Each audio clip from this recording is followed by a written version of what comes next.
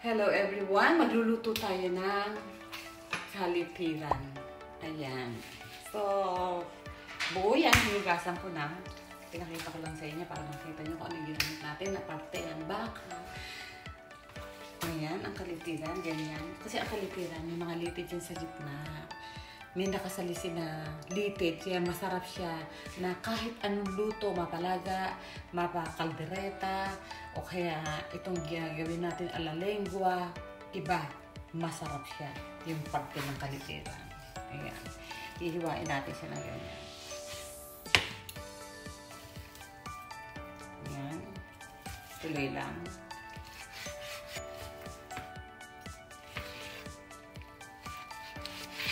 Yan, nakita nyo may litid siya. Yan, yun ang masarap dyan. Wow! Yan.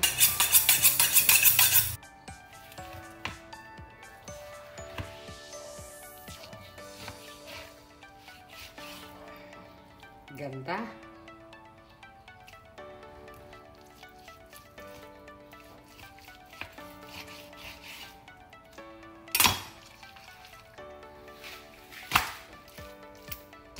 Ayan na, tapos na natin hiwain. So, ayan ang kagandahan ng ating paghiwa.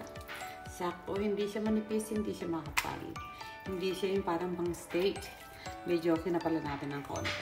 Ayan. Kita, timplahan na natin. Ayan, ang ating sibuyas at saka yung bawang natin. Pagsamahin na natin dyan para mabilisan na lang, madalian.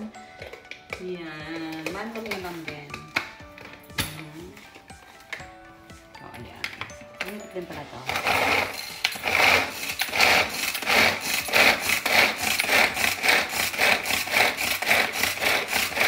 Ang bilis!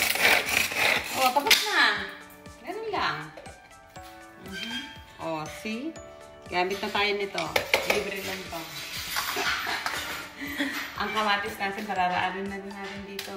Para yung sauce dyan. Hindi na tayo mahirapan kasi kung sasalang-sabahin na natin, hindi na natin gigisahin. Isang diretsong kulo na pressure cooker. Ganun lang. Paglalagay lang tayo ng 6 na kamatis. Mahal ang kamatis. Yan. Blender natin. Nutri-bullet. Para hindi tayo nagigisa, magpipiga. Yun na yan. Sarap yan. Ginawa ko na to eh.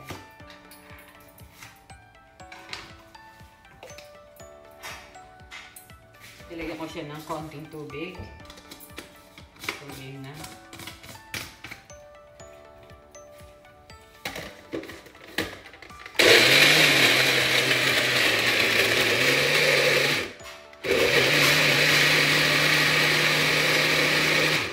Ganun lang kabilis. So, lagyan na natin ang karne. Yan. Dito na natin titimplahan. Ayan na, yung bawang at sibuyas, ilagay na natin.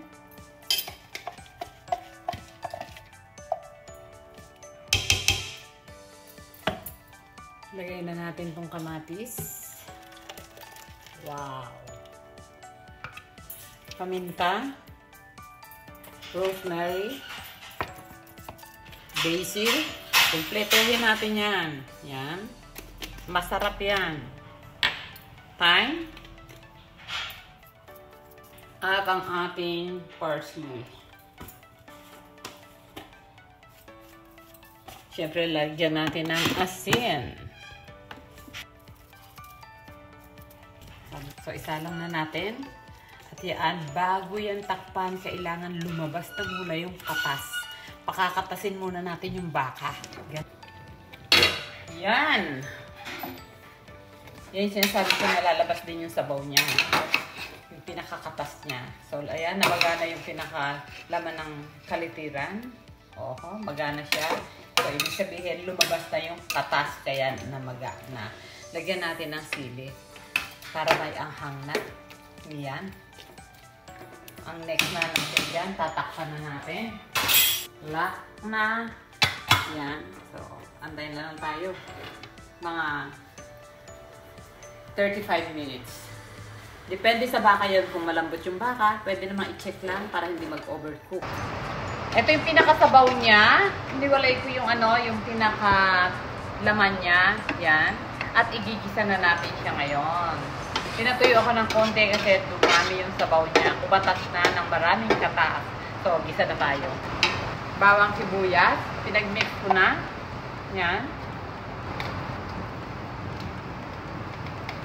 Okay na yan.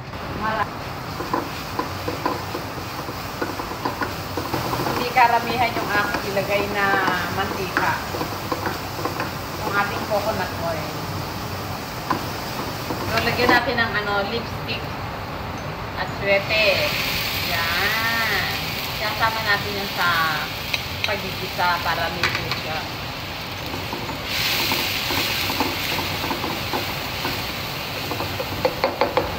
Ilagay pa natin yung ibang sangkap.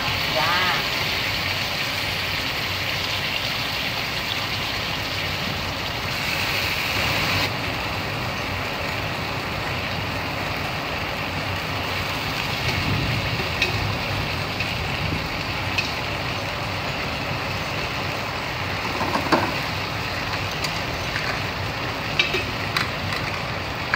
Yan na siya. Lagyan na natin yung baka. Yun, ang ating kalikiran. Yan.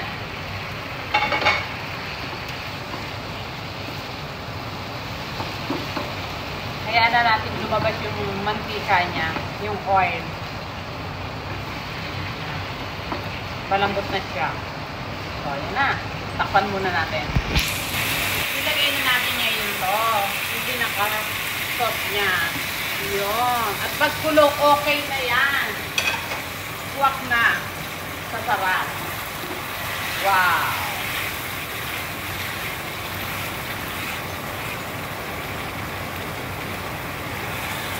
So, sabi ko nga sa inyo, depende dun sa baka. May malambot, may matigas. Itong niluto ko, may kalambutan siya. Kaya yung 30 minutes na binigay ko kanina, 35 minutes, medyo napalambot na siya. So, lagyan na natin isa na bell pepper. Ayan. Okay na yan. Isang kulo lang yan.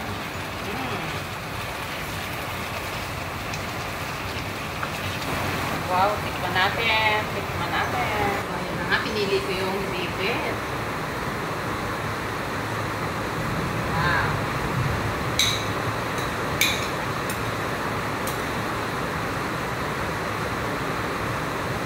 Super lang po.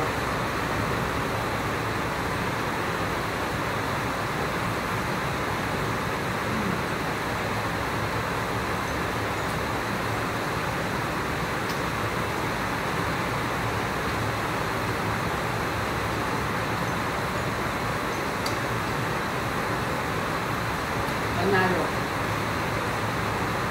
Sarap. Rice! Ang sarap! Sarap sa kanin. Sarap? Babad yun. Kung na tayo magkanin, yung lang sarap na to. Broccoli rice, samahan natin. Gawa tayo ng merong cauliflower. Tatanong, pwede rin to. Maraming po pwedeng i-partner nito. Ito na lang, sapat niya.